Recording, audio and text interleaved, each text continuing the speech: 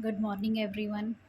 Today we are going to start the class 9th Summative Assessment 1 2023 paper, Physics. Most important questions. Let's start part A, Section 1. Section 1 consists of 3 questions. Each question carries 2 marks. So, according to the marks, you have to elaborate your answer. So, what is the first question? Let us see now. Draw apparatus which is used to separate kerosene and water. Kerosene is a oil. As you all know very well, oil and water never mixed. So a layer of oil will be separated out and set above the water, at the surface of the water.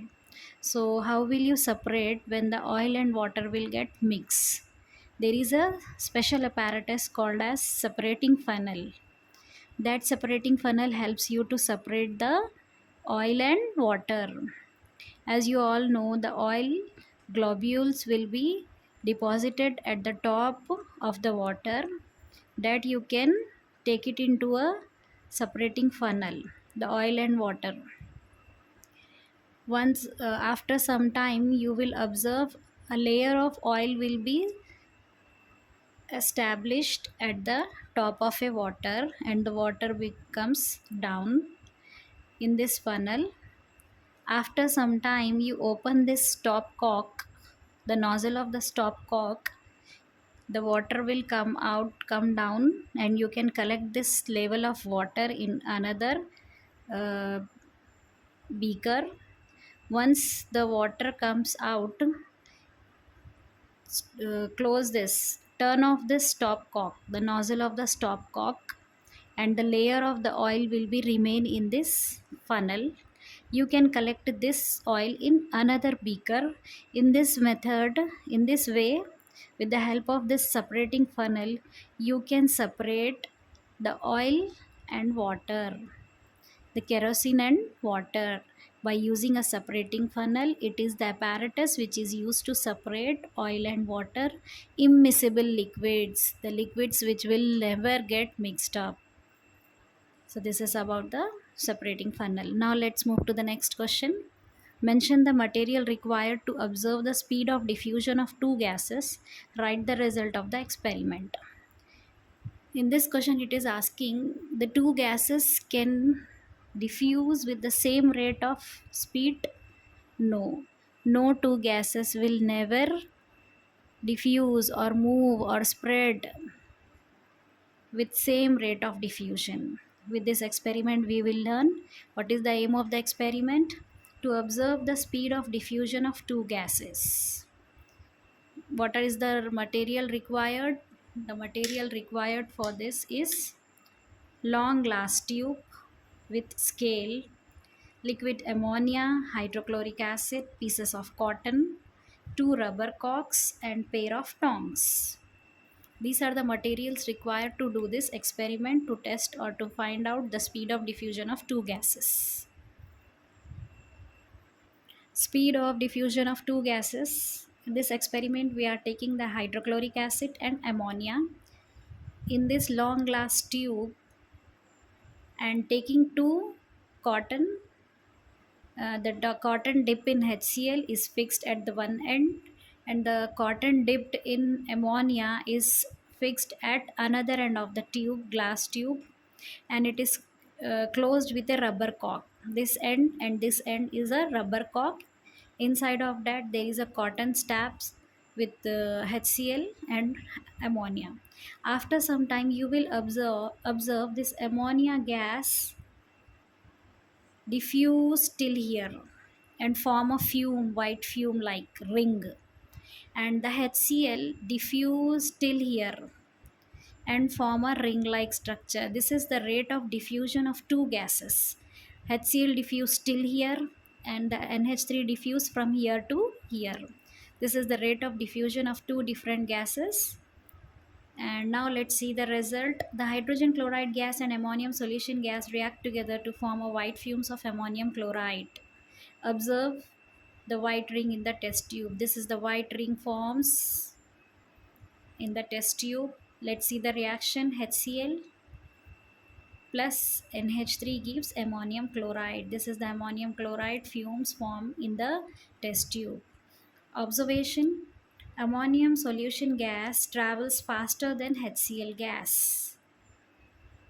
Ammonium solution, the gas released from the ammonia travels faster than the gas released from hydrogen chloride. Now let's move to the next question.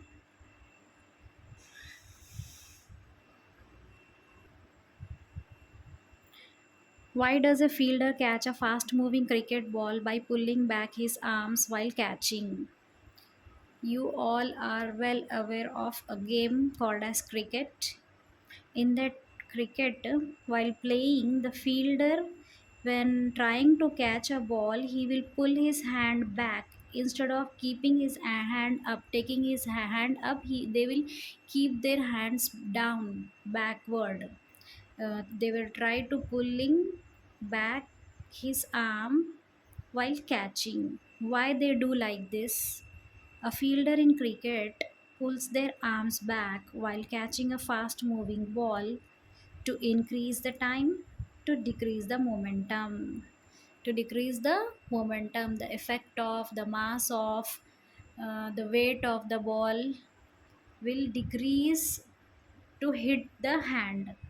So that's why, to increase the time and to decrease the momentum.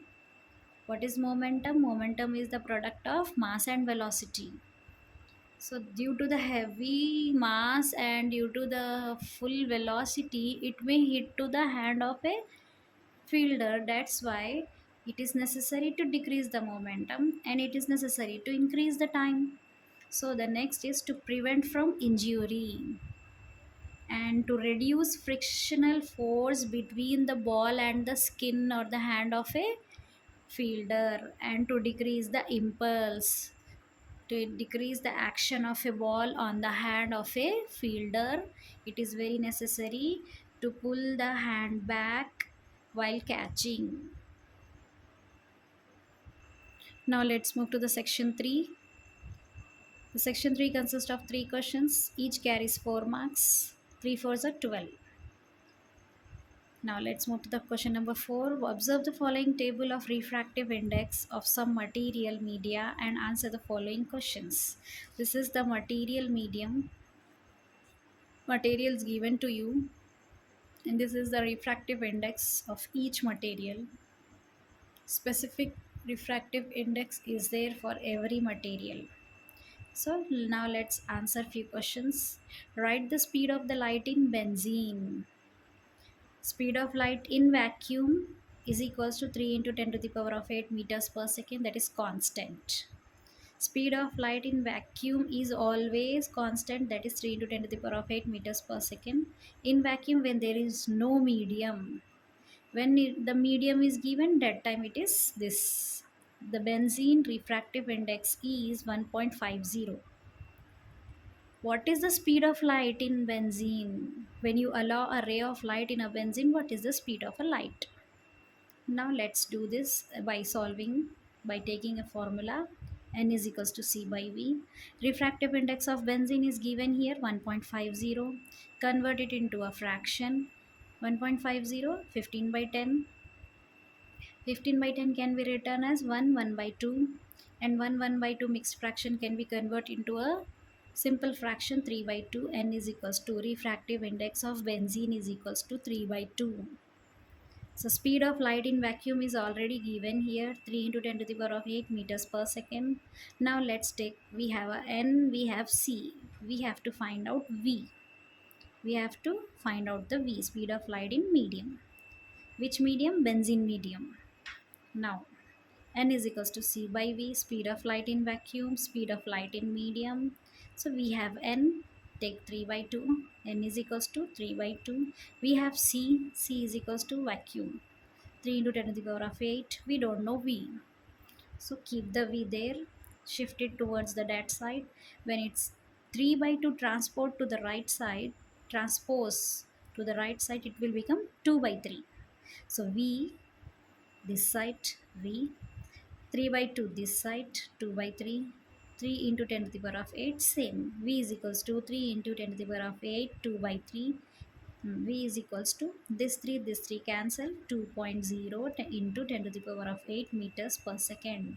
The velocity of light, the speed of light in medium, the speed of light in benzene is 10 to the power of 8 meters per second. 10 to the power of 8 meters per second speed of light in benzene. Now let's move to the second question. Name the material in which the speed of light is slow. Light travels the slowest in diamond. So light travels in slowest in diamond. In the diamond material, the light travels very slow. The speed of light is inversely proportional to the refractive index of a medium. Speed of light V inversely proportional to refractive index. That's why diamond has refractive index of 2.42. Highest refractive index is 2.42. Diamond. Diamond has a highest refractive index 2.42, hence its speed of light is low because refractive index is inversely proportional to speed of light. N is equals to C by V. So that's why diamond has a more refractive index. That's why its speed of light is less because it is inversely proportional, not directly. Now let's move to the third question. Same refractive index only. Write the relation of refractive index of water with respect to crown glass. So relative refractive index formula N medium 2 and 1. Refractive index of medium 2 and medium 1 is equals to N2 by N1. Refractive index of second medium by refractive index of first medium N2 by N1. It is the ratio of two mediums N2 by N1. So N21 refractive index of second and first medium is equals to, second medium is crown glass in the question and the first medium is water. So crown glass refractive index is already given here. Crown glass refractive index is 1.52 and water refractive index is already given here, 1.33. 1.52, 1.33, cancel the 100, cancel the 100 by taking like this, 152 by 100, 133 by 100 can be written as 152 by 100, 100 by 133, 100 cancel is equals to 152 by 133.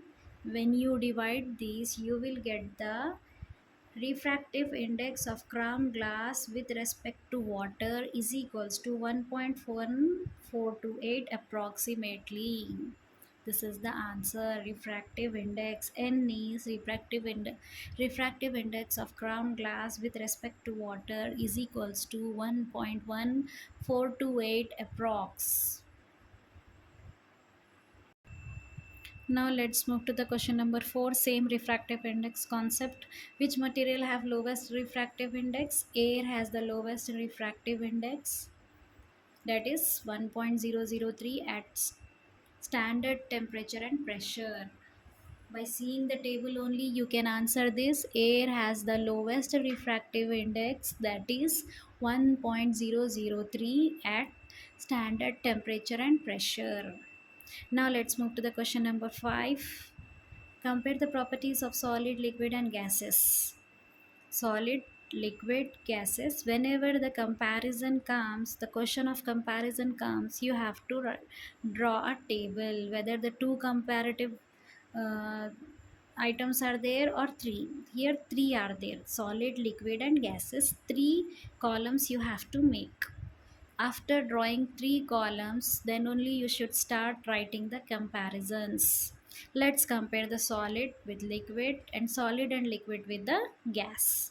Now solid, a solid has a definite volume and shape, whereas liquid has a definite volume but no definite shape. Did you ever see any shape the liquid have? No, liquids just flow.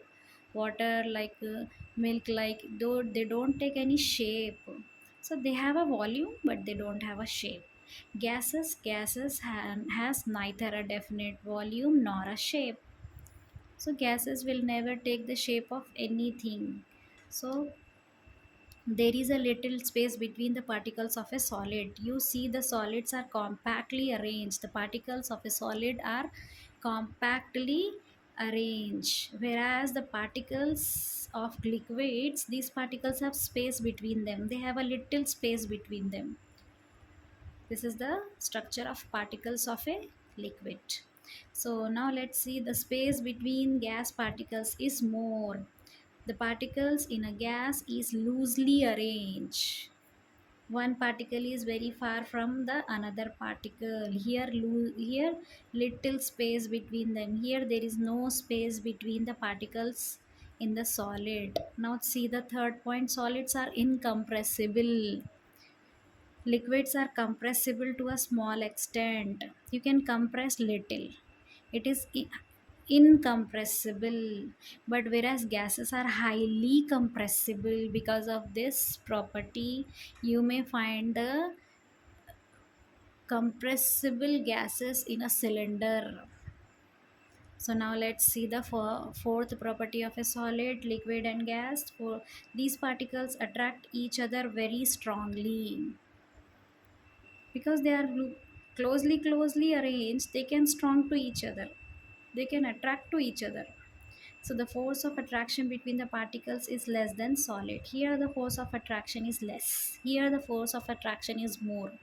The force of attraction in case of gases, let us see, the forces of attraction between the gas particles are least. The forces of attraction is very less. Particles of solid cannot move freely. There is no space, that's why they can't move freely. Here there is, these particles move freely. These particles of a liquid move freely. Gas particles are in a continuous random motion. They always move in freely in any direction in random motion. This is the properties of solid, liquid and gases. Whenever the comparison question comes, you should draw columns, you should draw the diagram in between. Wherever it is necessary to draw the diagram, you should draw, because it is your science paper. Diagram is very important. By seeing the diagram, you can elaborate the answer nicely, and a diagram plus theoretical answer will give you a good marks. Now let's move to the sixth question of the section 2. Draw a diagram to locate center of gravity of uniform object such as meter scale and irregular object. So locating center of gravity for meter scale. Center of gravity is nothing but the midpoint of a body. Remember one thing. Center of gravity is nothing but the midpoint of any body, whether the body is regular or whether the body is irregular. Now let's see in the meter scale. Meter scale is a regular shaped body. So let's see a scale of 10 centimeters. Each downward arrow represents the pull of gravity. The gravitational force is pulling it downward. So this is the midpoint. Mid of the scale is fifth centimeter.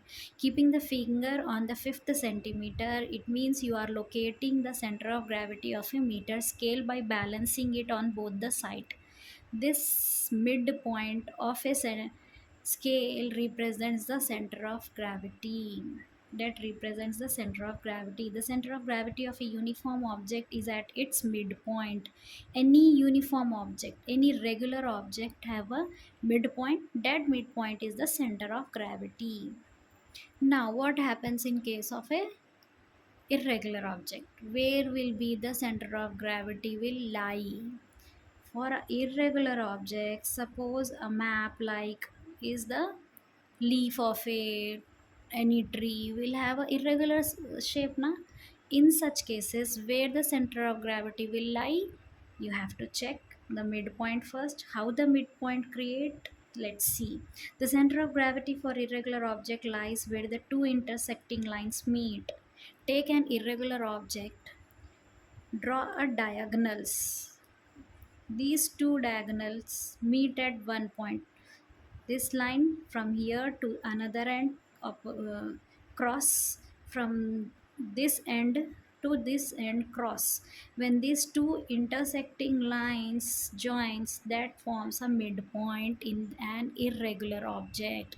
You should draw any irregular object. You can take the shape of a leaf, put a diagonal. That diagonal shows the intersecting point. That intersecting point is nothing but the midpoint. That midpoint is nothing but the center of gravity for irregular object. So the center of gravity for irregular object lies where the two intersecting lines meet. So this is the last question from this sixth, from the section 2. So the next we will start the section 3. Subscribe my channel, comment if you have any doubt, and don't forget to like and wait for the notification. We'll start the section 3 soon. Thank you.